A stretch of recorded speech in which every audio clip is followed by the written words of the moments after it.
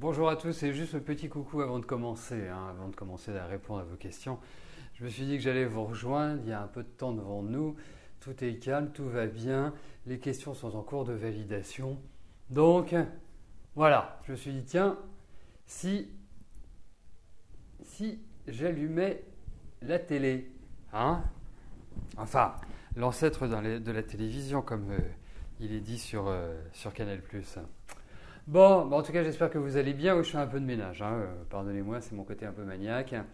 Je ne suis pas vierge, mais ça n'empêche pas d'être maniaque. Il ne faut pas être du signe de la Vierge pour l'être. Mais bien sûr, vous pouvez me poser une question, Anikitas. Oui, allez-y. Tant que ça ne concerne pas notre intimité, tout va bien.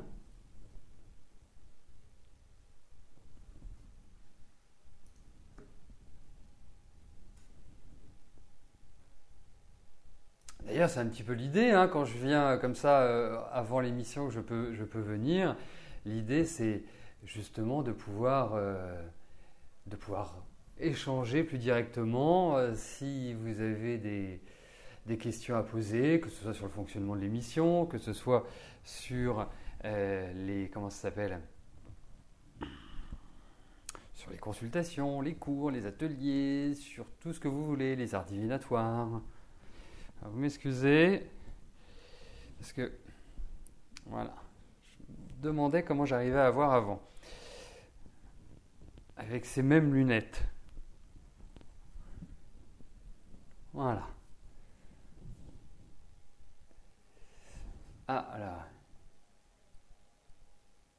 Il y a une étude américaine qui dit que le sommeil n'est pas perturbé par la pleine lune. Ah bah dites-moi. Ils sont trop forts, ces Américains. Écoutez, je ne sais pas, puisque moi je n'ai pas fait d'études, en tout cas d'études scientifiques. J'ai juste fait des études empiriques. C'est-à-dire que je ne sais pas pourquoi, mais c'est comme ça. C'est le principe de l'empirisme. En tout cas, vous pouvez quand même noter quelque chose, c'est que l'excitation, l'énervement, l'agacement, l'irritabilité est plus forte à ce moment-là qu'à d'autres. Donc forcément, quand vous êtes énervé, quand vous êtes agacé, quand vous êtes irrité, ça a une action sur le sommeil. Quand vous êtes tout calme, tout guilleret, tout bien, tout va bien, quand vous vous couchez le soir, vous vous endormez facilement. Donc après, je dirais que pour moi, je sais, parce que je l'ai éprouvé, constaté, testé, tout ce que vous voulez, la nouvelle lune, la pleine lune ont un impact sur l'être humain, comme ça un impact sur la nature, comme ça un impact sur les animaux, les plantes. Donc oui, après, vous savez, je n'ai pas de question, pas de réponse par rapport à cette étude.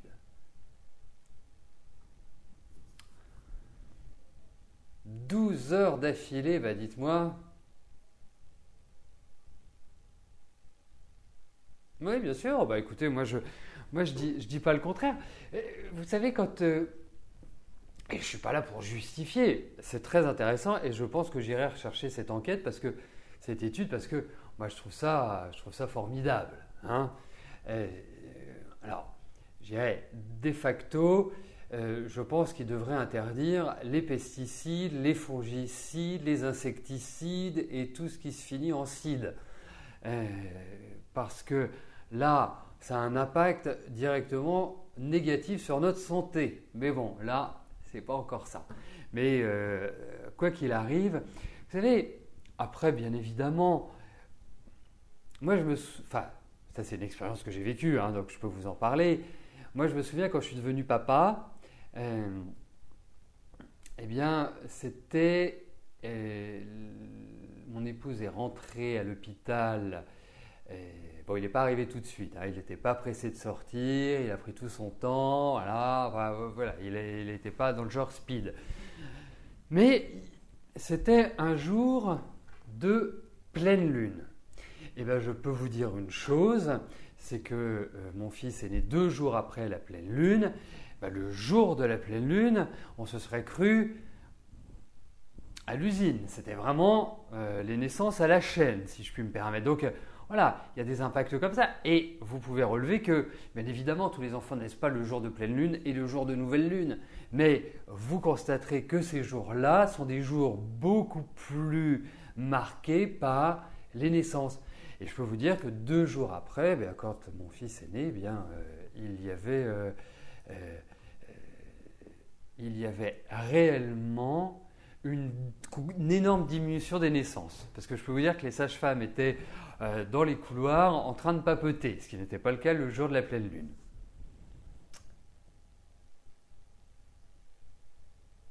Alors, il y a des rituels, hein, Nanou, il y a tout à fait des rituels de pleine lune, par exemple. Hein. Il y a chez les Indiens, il y a l'ayahuasca, si je le prononce bien, a priori c'est comme ça, où c'est un rituel de pleine lune, et je peux vous dire que ça a une portée réelle.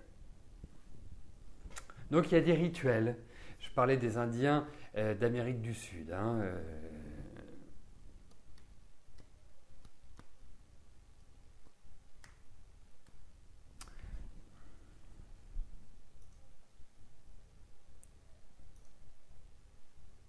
Oui, à la pleine lune. En fait, ça reste à préciser parce que je n'ai pas la connaissance absolue, je ne sais pas tout. Et il faudra rechercher parce que je sais qu'il y a certains rituels, et notamment des rituels quand une femme a du mal à tomber enceinte, qui fonctionnent très bien.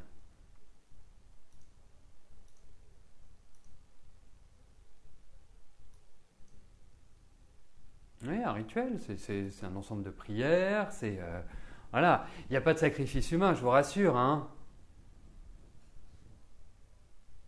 Ben, je crois qu'on ne va pas avoir le temps que je vous explique le rituel, hein, parce que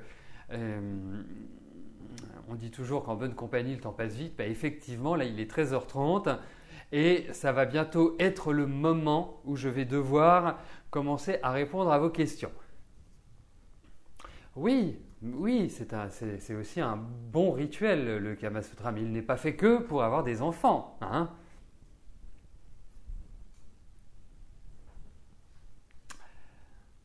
Bon, mais c'est à développer, effectivement, effectivement. Mais il y a tellement de choses. Vous savez, c'est ça qui est tellement passionnant dans l'ésotérisme, c'est qu'il y a tellement de choses, il y a tellement de sujets, il y a tellement de ramifications. On n'en ferait pas le tour. On ne peut pas en faire le tour. Mais bon, c'est pour ça que aussi il existe le forum, c'est ce qui permet à chacun d'échanger et d'apporter ses connaissances aux autres. Bon allez, on va y aller. Hein. 13h31, c'est le moment. 3, 2, 1. Bonjour à tous et bienvenue sur le plateau de l'émission de voyance.com. Écoutez, je suis ravi de vous retrouver pour cette nouvelle émission de voyance en direct. Puisque nous parlions de la Lune, n'oubliez pas que demain à partir de 9h, c'est la nouvelle Lune. Alors, surtout ce soir, cool, zen. Hein, ne commencez pas à entamer des discussions houleuses ou à parler de la belle-mère ou à parler de sujets qui peuvent fâcher parce que c'est là où l'intensité est quand même la plus forte en termes d'énergie, entre guillemets, négative. Donc, ce soir, cool, zen. À partir de demain, et nous le verrons lors de l'émission de demain, eh bien, ce sera une période où il faudra booster. Voilà. Alors, effectivement, c'est toujours captivant, c'est toujours passionnant nos échanges d'idées, de connaissances. N'oubliez pas qu'il y a le forum. Le forum, il est sur la page d'accueil en bas à droite. Cela vous permet bien d'apporter des connaissances ou de poser également des questions sur des sujets variés ou sur des sujets que vous souhaitez découvrir. C'est fait pour ça. Ensuite, moi je vais aussi vous dire une chose. À partir du mois d'octobre, tous les mois, pendant un certain temps, je publiais une ESO News. Si vous avez des questions concernant l'ésotérisme, si vous avez des connaissances à nous apporter, moi je suis prêt à publier certains de vos articles. Ne faites pas attention aux fautes d'orthographe, il y aura une relecture, s'il y a des fautes, on les corrigera. On ne modifiera pas la substance, bien évidemment, on corrigera juste les fautes. Mais si vous voulez participer à cet ESO News qui va être publié première semaine d'octobre, eh bien, adressez-moi votre article sur quelque sujet que ce soit, à partir du moment où c'est en lien avec les arts divinatoires et avec l'ésotérisme. Voilà. Donc, faites-le.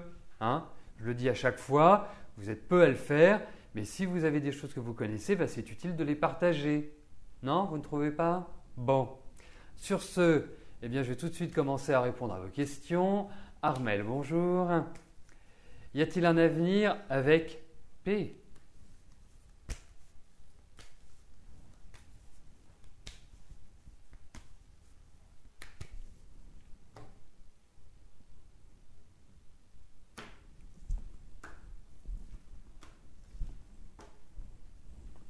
Armel, est-ce que vous pouvez me dire depuis quand vous êtes ensemble?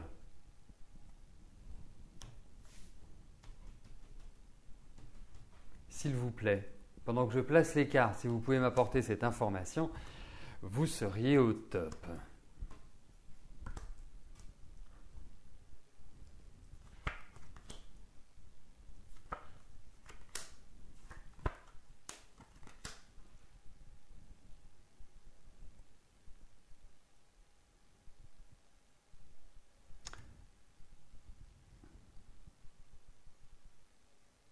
D'accord, ok. Mais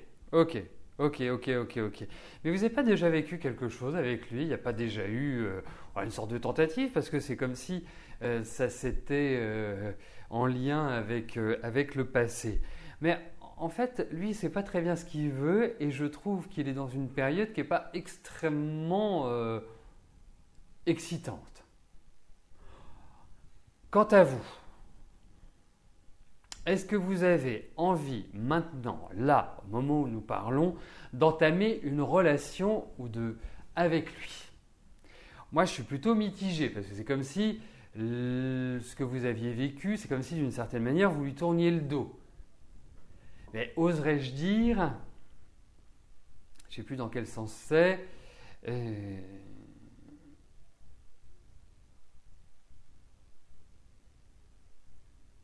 ne sais plus si on dit faute de merle, on mange des grives, ou faute de grives, on mange des merles. Je ne sais plus quel est l'oiseau le plus important, mais c'est un petit peu ça. C'est-à-dire qu'on ne peut pas vraiment envisager pour l'instant quelque chose qui soit exceptionnel. Si vous avez envie d'y aller, vous y allez parce que quelque part, moi, commencer une relation maintenant, je ne suis pas persuadé que ce soit un aboutissement et un objectif pérenne. Donc non, je suis quand même plutôt mitigé par rapport avec Monsieur P. Voilà. Mais bon.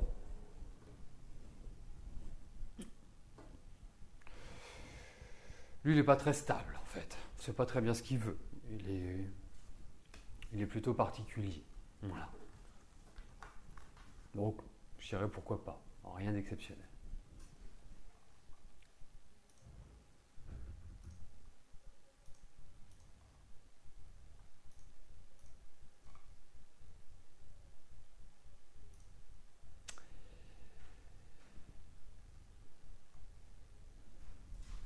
Annonciade, bonjour. En froid avec votre fille Jessica, elle est en ménage avec un garçon que vous n'appréciez pas. Va-t-elle le quitter et vous reparler?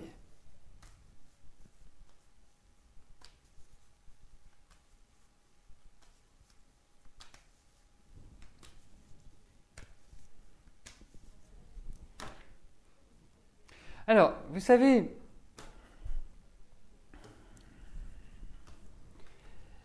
c'est complexe, les relations de nos chers bambins avec leurs amoureux et leurs amoureuses.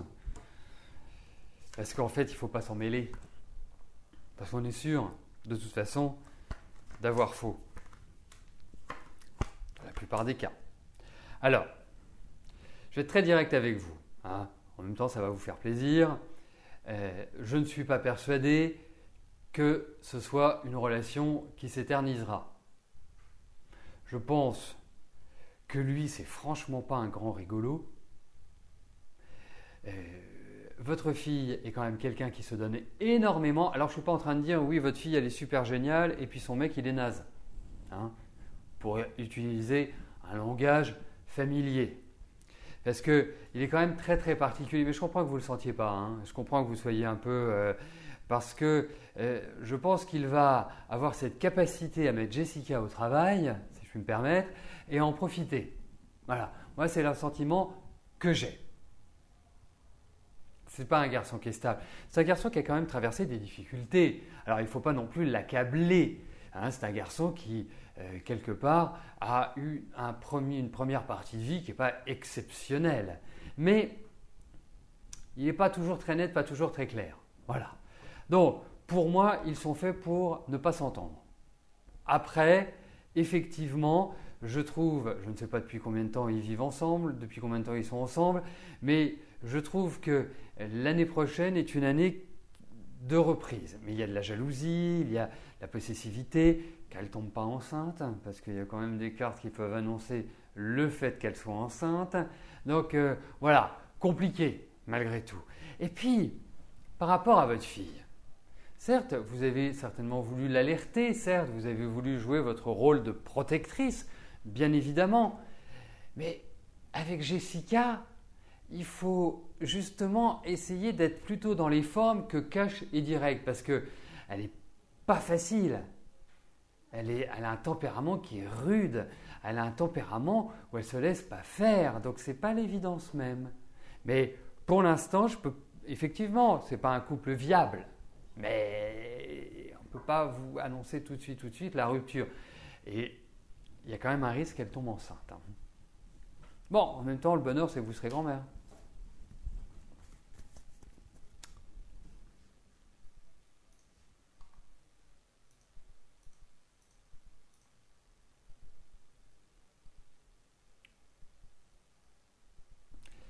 Lucie, bonjour. Allez-vous rester avec Arnaud ?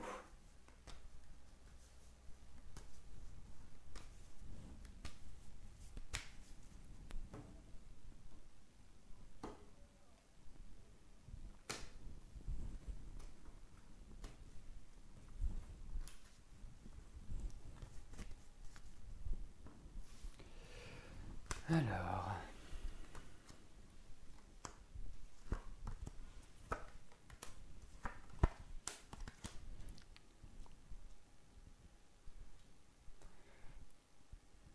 Alors, si je vous disais non, vous seriez très très déçu parce que je pense que votre Arnaud vous y tenez hein, et qu'il vous transporte d'une certaine manière. Même si la situation actuelle ne permet pas non plus que vous puissiez avancer de manière facile, rapide et comme vous l'entendez.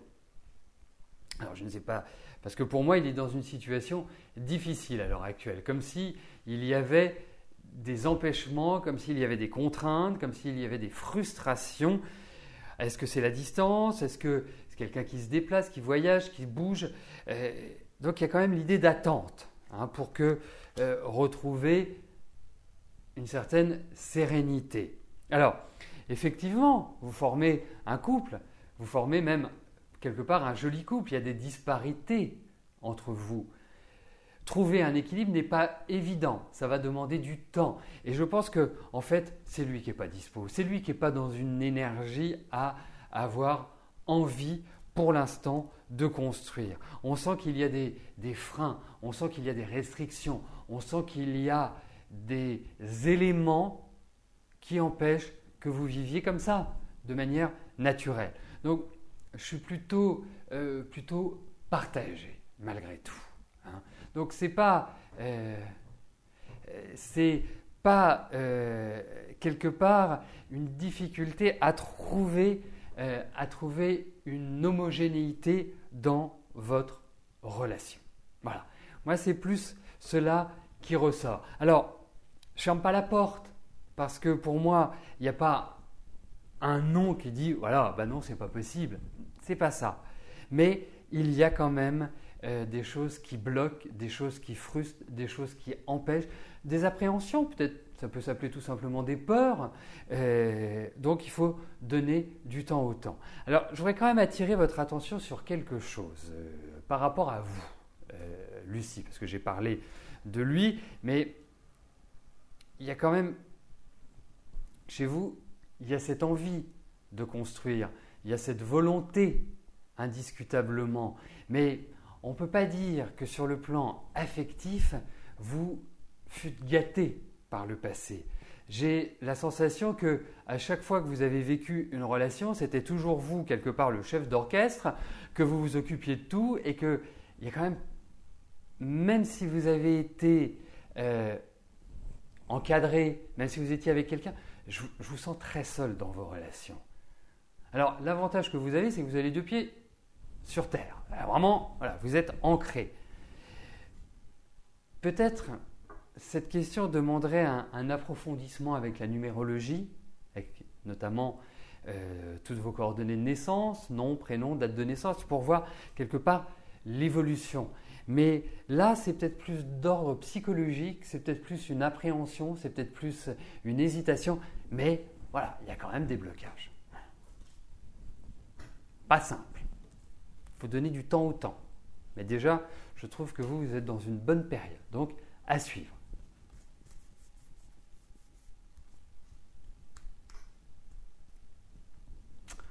Bon, et je vous dirai en conclusion, Lucie, si Arnaud a envie de quelqu'un de carré, de droit, de direct, eh ben, il est bien tombé.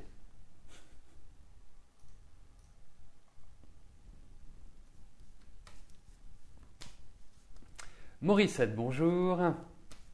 Votre beau-frère s'est fait opérer, est-ce que tout va bien se passer ?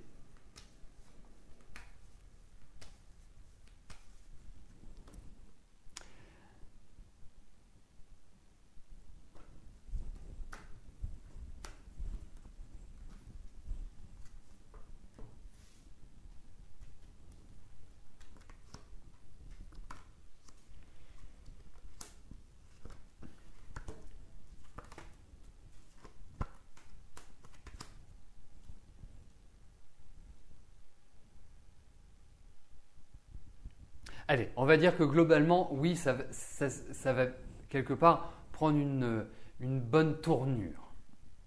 Hein. Il y a quand même un peu de douleur, il y a quand même un peu de fragilité, il y a quand même toute une remise en route. Peut-être aussi un effort à faire sur son hygiène de vie, sur la nutrition, parce que pour moi, il y a un rapport à cela. Hein, tout ce qui est lié à cette zone-là et à cette zone-là. Peut-être, je ne sais pas s'il fumait, mais peut-être que ça peut être aussi l'obligation d'arrêter la cigarette, en tout cas d'éviter les excès. Mais en tout cas, il y a toute une période de convalescence qui va être longue, il y a toute une période de remise en route. Vous voyez, c'est comme si vous aviez une voiture que vous n'aviez pas utilisée depuis longtemps et que vous deviez quelque part la redémarrer. Ben, c'est un peu ça. Hein. C'est un peu le moteur qu'il faut re-roder d'une certaine manière. Mais écoutez, globalement, vous avez quand même un beau-frère qui est solide. Il doit surveiller pas mal de choses malgré tout. Mais bon, écoutez, a priori, il y a des examens, certes, il y a plein de choses qu'il va falloir revoir, mais ça va dans la bonne direction. Fabrice, bonjour. Alors, comme je le sais, vous subissez depuis le mois de juillet du harcèlement moral et écrit dans votre travail, votre hiérarchie voulant vous licencier. Ne pouvant plus continuer à travailler dans ce contexte, vous vous sentez très mal, vous envisagez de saisir le Conseil des prud'hommes pour harcèlement, ce qui déclenchera votre licenciement. Ok, on va regarder.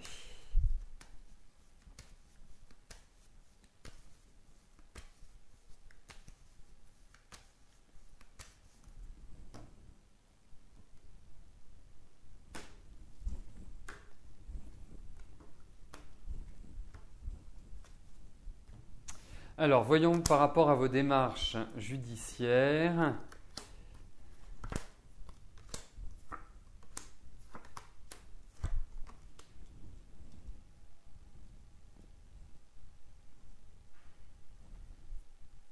Écoutez, je ne suis pas sûr que ce soit la meilleure idée, au vu de ces cartes.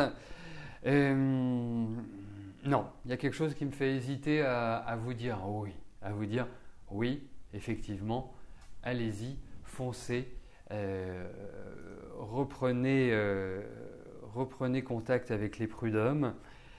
Bon, tout bonnement et tout naturellement, moi je vous conseillerais d'aller voir un avocat pour lui exprimer, pour lui expliquer, parce que je pense que ça doit quand même être assez compliqué de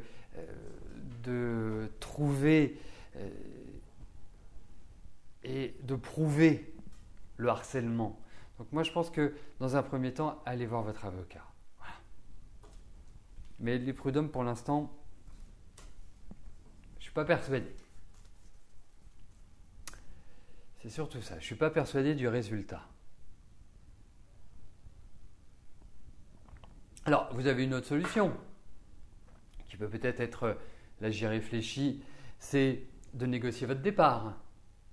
De leur dire voilà, il semblerait que ma présence ne soit plus souhaitée, que faut-il faire? On continue cette gymnastique où je vis ça comme un harcèlement et nous risquons de terminer au prud'homme, où nous trouvons un terrain d'entente et nous négocions un départ à l'amiable, une rupture conventionnelle ou une autre façon d'agir. Peut-être que même par le biais de votre avocat, vous pouvez négocier cela. Voilà, moi en tout cas, c'est comme ça que je l'envisagerais peut-être. Voilà, mais Fabrice, je vous dis une chose, si vous avez envie qu'on évoque tous ces points-là, qu'on adopte une stratégie, parce que c'est quand même extrêmement important votre question, et puis je notais dans les cartes que ça vous perturbe énormément, ça vous crispe, ça vous stresse, ça vous angoisse, ça vous fait… Voilà, ça ne vous permet pas d'être bien. Donc peut-être qu'il faudrait adopter ensemble, en fonction des cartes, en fonction de la numérologie, en fonction de tous les arts divinatoires qui sont à ma portée, de trouver la meilleure stratégie par rapport à votre entreprise.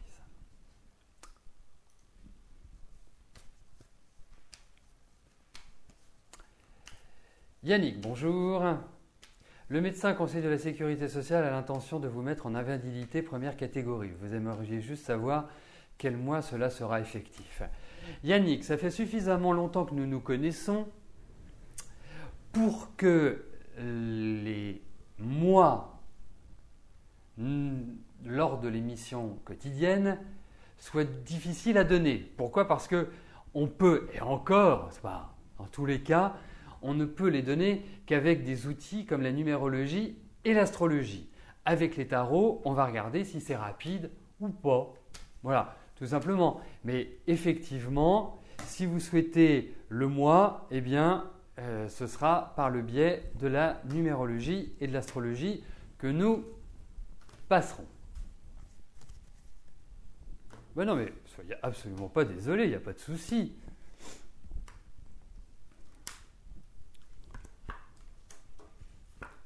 Bon, c'est pas tout de suite. Bon, il y a encore de la patience, mais pour moi, puisque nous en avons déjà parlé, vous êtes dans une phase de fin de cycle et vous repartez à partir de l'année prochaine sur de nouvelles bases.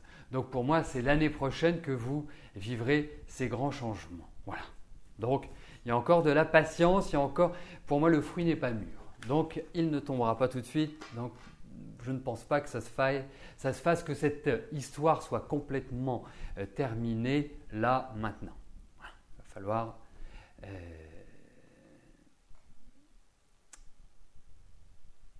Il va falloir patienter un peu, à mon sens.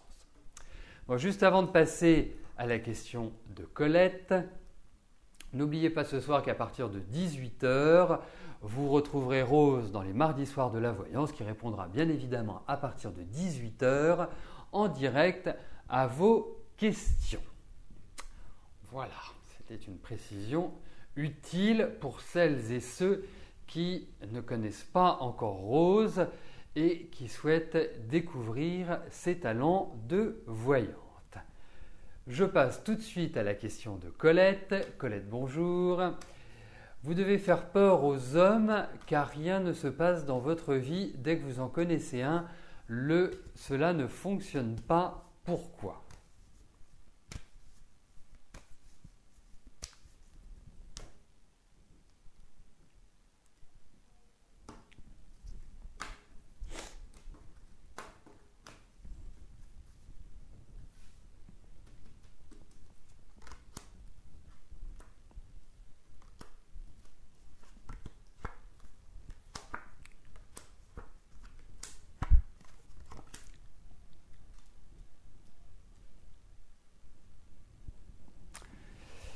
Alors, il y a deux choses que je tiens à vous dire, Colette. La première, c'est que peut-être que vous les effrayez, mais pas vous les effrayez parce que vous faites le vampire et que vous leur faites peur, hein, bien évidemment. Mais c'est votre personnalité que je pense atypique. Et ça, c'est le premier point. Le deuxième point, je dis toujours, quand le fruit est mûr, il tombe. Et que le fruit, pour l'instant, ne l'est pas. Donc ça va venir, vous allez rencontrer quelqu'un, indiscutablement, ça vous permettra de tourner une page, et puis, bah oui, peut-être votre personnalité.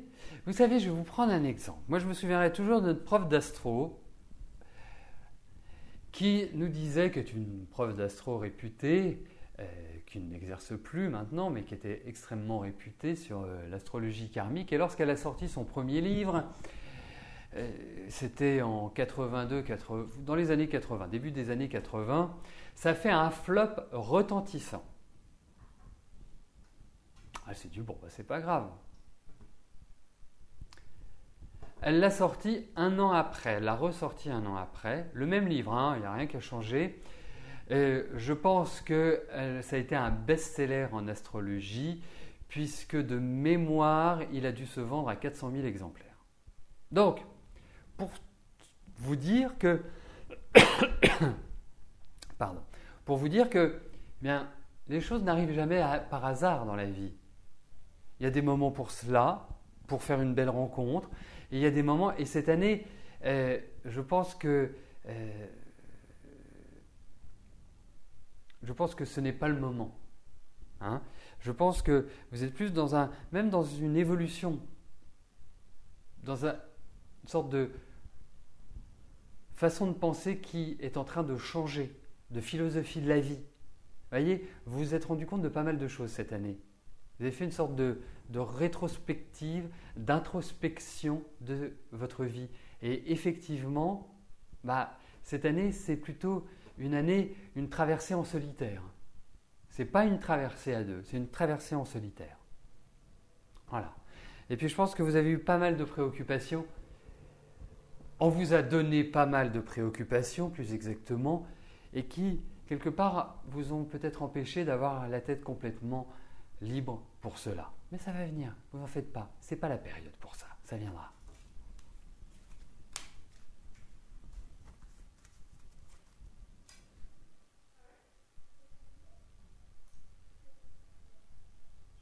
Non, c'est pas possible que je vous ai dit cette année, Anikitas. Ça, j'en suis sûr. Ça, j'en suis sûr et certain. Non, c'est pas cette année. On a dû se tromper d'année, soit l'un, soit l'autre, soit les deux. Mais en tout cas, pour moi, c'est pas cette année.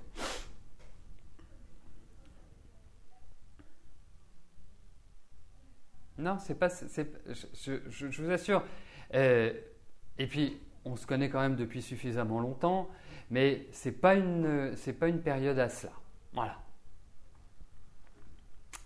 Si vous voulez plus de précision, vous m'appelez, vous m'appelez pour que je vous explique pour quelle raison je vous dis que ce n'est pas possible là. Et je vous expliquerai pourquoi, mais en tout cas, non. Virginie, bonjour. Allez-vous rencontrer quelqu'un avant la fin de l'année?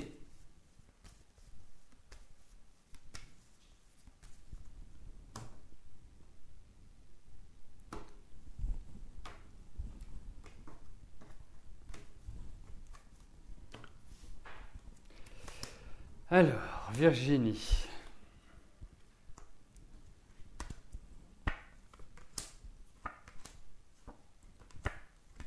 Alors, moi j'ai l'impression qu'au niveau affectif, vous avez plutôt choisi le 110 mètres haie que le 100 mètres tout court. Hein. C'est-à-dire que vous ne faites pas dans la facilité, dans la simplicité. En même temps, je trouve que vous avez une personnalité qui est très atypique. Vous êtes une rigolote, vous êtes une indépendante et vous avez besoin énormément d'affectif. Mais alors, dans le genre, ma vie affective, un jour c'est le grand bonheur, le lendemain c'est un désastre, c'est un petit peu cela que je ressens pour vous, Virginie. Bon, alors effectivement, il faut quand même le dire, c'est que, quel âge avez-vous? Oui, bon, on est de la même génération. Hein. Donc, il faut quand même dire une chose, c'est que je regarde la trentaine. La trentaine, ça n'a pas dû être folichon sur le plan affectif. Je me trouve seul, vous avez assumé seul, ça n'a pas été extrêmement rigolo et jouissif.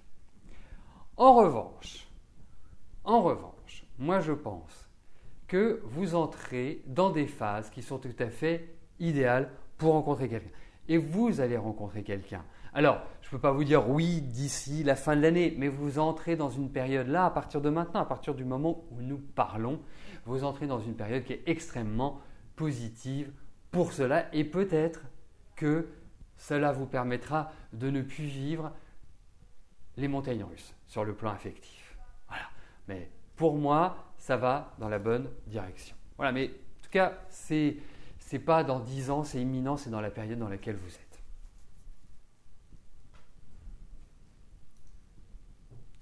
Là, c'est la dernière question que je prends. Il y a une mauvaise manipulation qui a été faite, effectivement. Donc, la dernière question qui m'est posée le sera par Colette. Colette, bonjour. Pourtant, ce n'est pas la Saint-Colette, hein, n'oublions pas, c'est l'automne aujourd'hui. Donc, bel automne pour tous. J'avais oublié de vous le dire. Bel automne. C'est une très belle saison. Alors, votre fille Christelle aura-t-elle un jour son propre logement?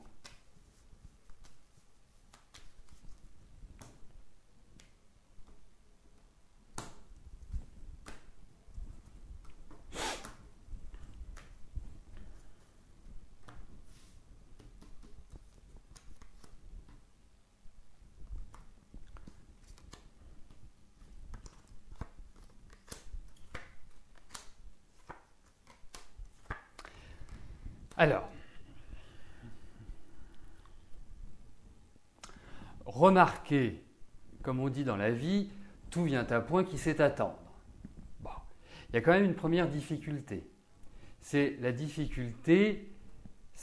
l'aspect financier qui ressort. Hein, ça veut dire qu'aujourd'hui, ce n'est pas possible.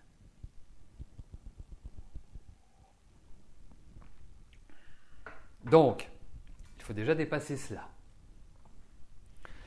Je pense que, je réponds oui à votre question, je pense qu'elle arrivera à avoir son autonomie, c'est-à-dire son chez elle, son environnement personnel.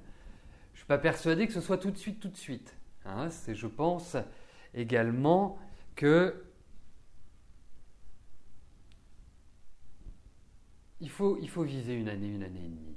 Moi, je pense que dans les 24 mois qui viennent, je ne sais pas pourquoi je vous parle en mois, dans les 2 ans qui viennent, eh bien, ça se fera. Vraiment, ça se fera. Elle va retrouver une certaine énergie. Mais il y a quelque chose qu'elle doit dépasser.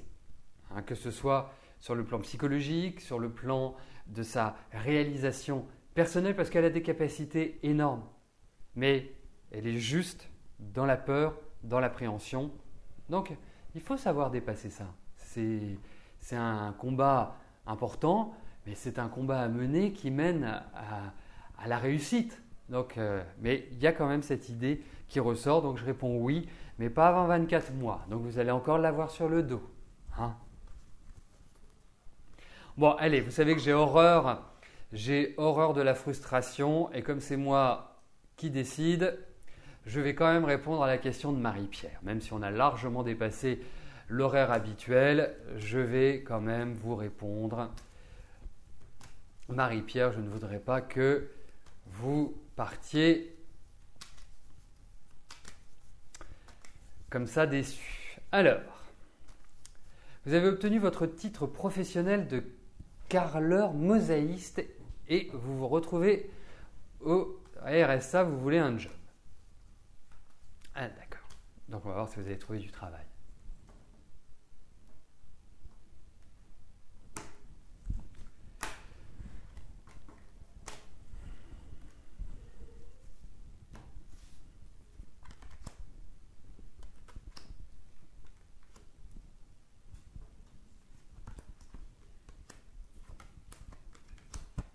Oui, vous allez trouver.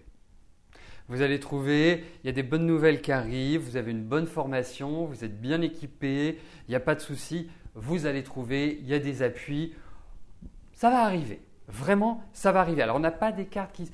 Je pense qu'il peut y avoir des bonnes nouvelles qui arrivent vite pour une échéance ultérieure.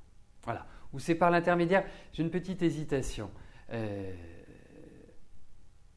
Mais en tout cas, vous allez trouver du travail, indiscutablement. Voilà. Donc, avancez tranquillement, mais sûrement. Et je pense que… pardon, vous n'allez pas longtemps attendre, enfin longtemps. On est sur des tirages qui vont sur 3-4 mois, c'est un petit peu lent. Donc je pense pour que le printemps prochain, vous devriez être au travail. Non. Champagne, quand Marie-Pierre aura trouvé. Hein, voilà. Donc, mais continuez et persévérez. Eh bien, écoutez, voilà, nous arrivons au terme de notre émission. Ce soir, à partir de 18h, vous retrouverez Rose. Et quant à moi, je vous retrouve demain dès 13h pour une nouvelle émission de Voyance en direct et pour une intervention également concernant la nouvelle lune et la nouvelle lune de Balance. Voilà, merci à vous, bonne fin de journée, bye bye.